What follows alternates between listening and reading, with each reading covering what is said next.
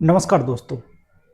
आज तो आपने लोगों ने सुबह सुबह की न्यूज़ देख ही लिया होगा कि जिस तरह से मोदी और ट्रंप की फ़ोन कॉल हुई है। लेकिन ये फ़ोन कॉल क्यों हुई है अभी ये समझ पाना बड़ा मुश्किल है, क्योंकि ये फ़ोन कॉल जो है ना, दोनों तरफ से एक बिल्कुल फॉर्मेलिटी फॉर्मेलिटी की तरह लग रही है बिल्कुल।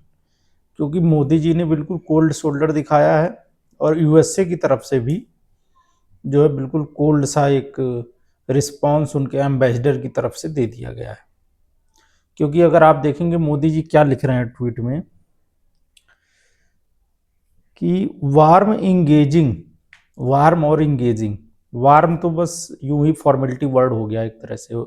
अच्छा, सबसे खास बात जो देखने वाली बात है, इसमें मोदी जी फ्रेंड के तौर पे मेंशन नहीं कर रहे हैं ट्रंप को। ये बड़ी समझने वाली बात है, क्योंकि अक्सर एक दूसरे को फ्रेंड बोल के जो है ना, वो कहीं ना कहीं चीज़ों को डाइल्यूट कर दिया जाता है, जो एक्चुअल जो मुद्दा होता है।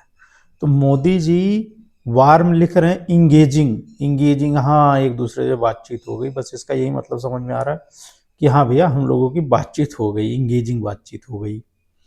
इसमें ये कोई ऐसे वर्ड नहीं है जिसमें ऐसा लग रहा हो कि दोनों एक दूसरे के प्रति कोई बहुत उत्साह हो एक दूसरे में, ऐसा तो कुछ भी समझ में नहीं आ रहा है।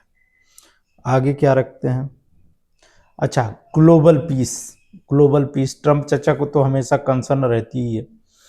तो ये ग्लोबल पीस, स्टेबिलिटी, प्रॉस्पेरिटी।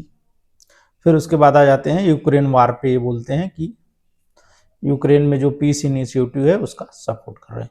तो कुल मिला जुला के समझ में पा रहा है, ऐसा लग रहा है कि मोदी जी भी बात नहीं करना चाहते थे, ट्रंप भी बात नहीं करना चाहते थे, बस बस बात कर लिए एक दूसरे से। No one was interested in talking, ना मोदी जी और ना जो है ट्रंप।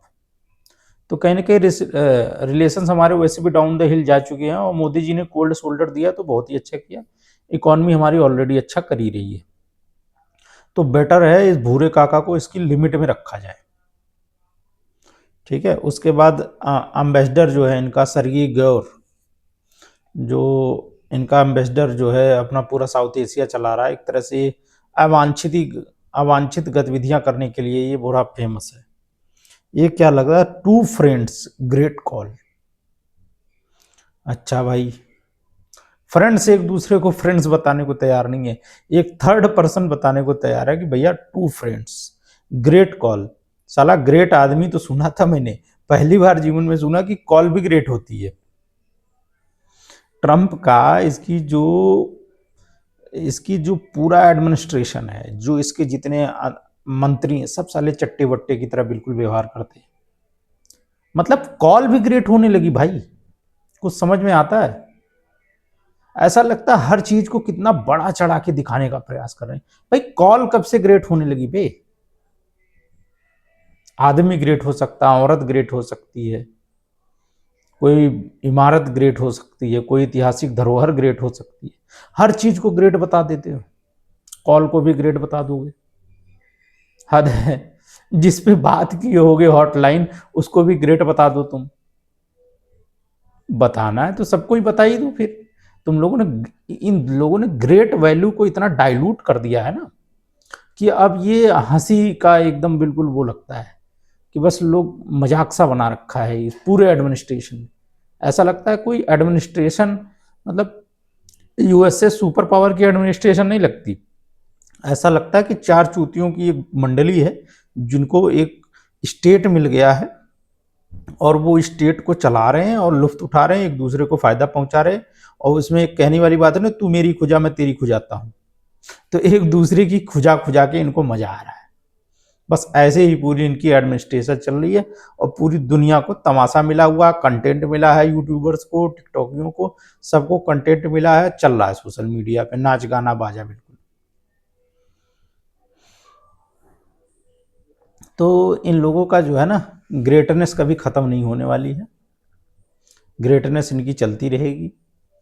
लेकिन मोदी जी ने जो कोल्ड शोल्डर दिया है वो बहुत ही अच्छा किया है, और इनसे जो है ट्रेड निर्भरता, मतलब समझ रहे हैं, अगर हम इनको कुछ सेल करते हैं तो ये उसके बदले में बड़ी अवांछित चीज़ों की डिमांड करते हैं।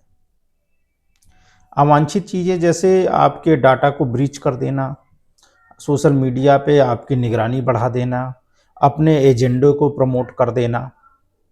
तो ये बेटर है कि हम जो है ना अपने ट्रेड को बाकी देशों में बढ़ाएं और यूएसए पे ऑलमोस्ट इसको कोल्ड ही रखें। बहुत ज़्यादा फोकस करने की ज़रूरत नहीं है, क्योंकि ये जो है ना ये हेजमोनिक पावर है। ये जब तक ये आपको कहीं नुकसान नहीं पहुंचा रहे होंगे, आपसे ये कोई धंधा बिजनेस नहीं करते। इनका पर्पज ट्रेड नहीं है, एक्चुअल में इनका पर्पज जो है ना वो ट्रेड नहीं है। इनका पर्पज जो है ट्रेड से बढ़कर बाकी चीज़ों में, उस ट्रेड की आड़ में ये जो बाकी अवांछित गतिविधियां करते हैं वही ये करना चाहते हैं। मोदी जी ने बिल्कुल सही रिस्पॉन्स दिया। पीयूष गोयल ने, अगर वेल एंड गुड, जो भी बात बन जाती है ट्रेड पे बन जाती है, नहीं तो हमारे लिए एक अपॉर्चुनिटी है। और जो हम कहते हैं ना कि हमारा अपना खुद का ऑटोनमी है, हमारी खुद की अपनी स्ट्रेटजिक ऑटोनमी जो है, इसको अगर हम इसको कंटिन्यू करना चाहते हैं तो यूएसए से ट्रेड पे निर्भरता हमारी बिल्कुल कम होनी चाहिए।